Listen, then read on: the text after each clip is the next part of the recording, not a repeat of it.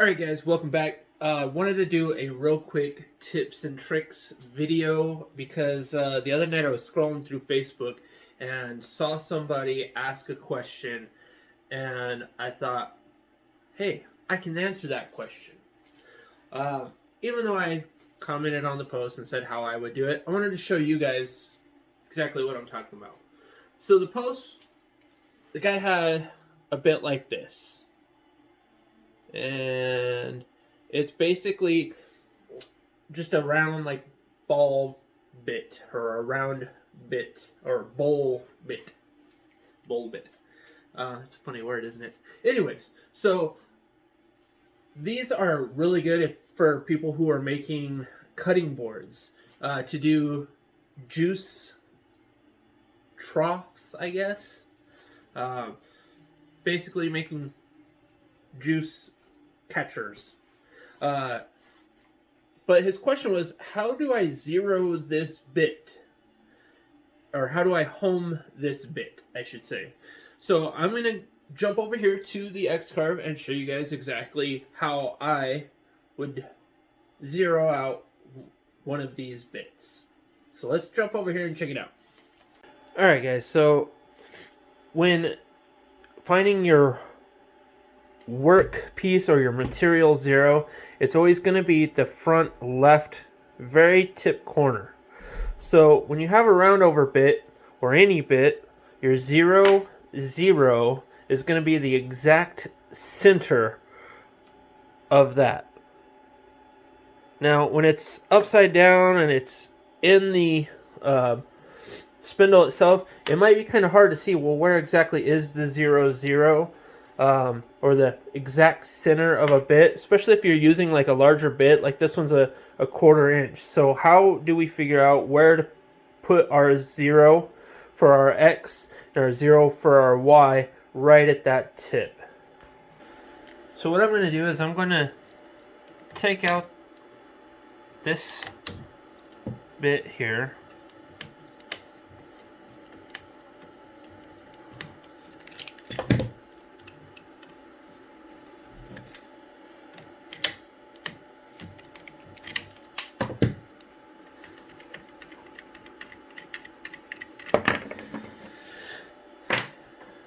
And instead of putting this bit in, I'm going to loosely put in a 60-degree V bit. And when I say loosely, it doesn't even have to screw in all the way.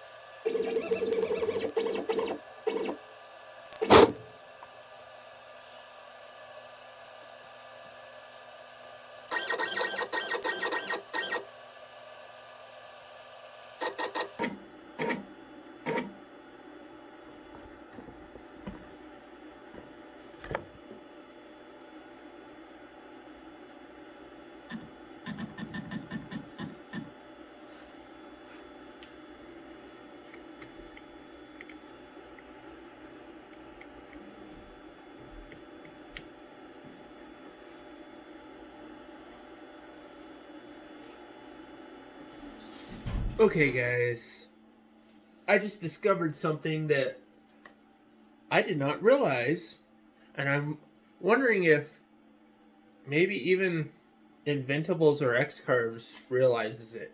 But let me show you what I discovered. As you guys can see right here, this 1/4 inch bit goes all the way to the edge right here. That's pretty flush with the edge.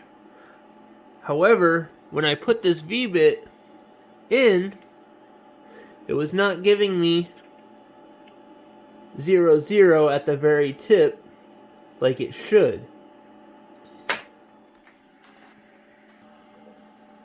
Now, there's a few ways we can fix that. We can take our material and push it up some by probably 1/8 of an inch. Then we could do it. Or, well, what our measurements are just going to be 1/8 of an inch off coming this way on our y-axis, which I don't like that, but for this project it's fine. It's not a big deal. But I'm going to get back to what I was showing you with the V-bit.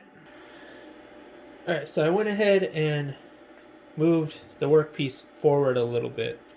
Now I can go back to showing you what I mean.